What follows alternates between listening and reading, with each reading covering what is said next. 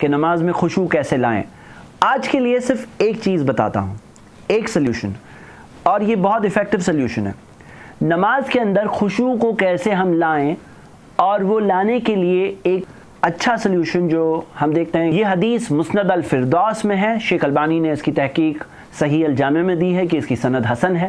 اللہ کے رسول صلی اللہ علیہ وسلم نے فرمایا، اذکر الموت فی صلاۃ، اپنی نماز میں اپنی موت کو یاد کرو، کیونکہ جو شخص اپنی نماز میں اپنی موت کو یاد کرے گا وہ ایک ایسے شخص کی نماز پڑھے گا جو سوچتا ہے کہ اس کے بعد میں کوئی اور نماز نہیں پڑھنے والا۔ اگر ہم نماز میں یہ سوچ کر پڑھیں کہ میں لاسٹ نماز پڑھ رہا ہوں، جیسے ایک اور روایت میں ملتا ہے جو مسند احمد میں ہے کہ صلی صلاۃ مودعین اذا قمت الی صلاتک، جب تم نماز کے لیے کھڑے ہو جاؤ فصلی صلاۃ مودعین، تو الوداعی نماز پڑھو۔ الوداعی نماز یعنی ایک انسان سوچے کہ میں یہ لاسٹ نماز پڑھ رہا ہوں۔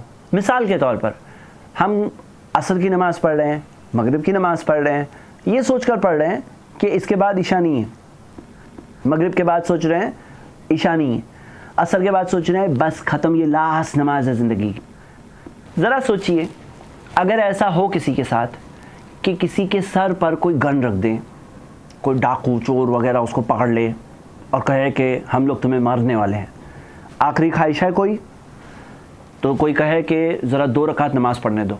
اب وہ 2 رکعت جو لاسٹ سوچ کر پڑھ رہا ہے کیسے پڑھے گا؟ وہ کتنے اطمینان سے پڑھے گا نا، کتنے کنسنٹریشن سے پڑھے گا۔ وہ یہ سوچ رہا ہے کہ ابھی اللہ کے پاس جا رہا ہوں، ایک ایسی 2 رکعت پڑھ لوں کہ ہو سکتا ہے اللہ تعالیٰ میرے ساتھ مغفرت کا معاملہ کر دے گا، مجھے معاف کر دے گا۔ تو وہ 2 رکعت میں کتنا دھیان لگائے گا۔ ہر نماز ایسے ہی پڑھنی ہے، یہ سوچ کر پڑھنا ہے کہ لاسٹ پڑھ رہے ہیں۔ اب جب لاسٹ پڑھ رہے ہیں یہ سوچ کر پڑھیں گے تو کنسنٹریشن خود بخود ہونے لگتا ہے۔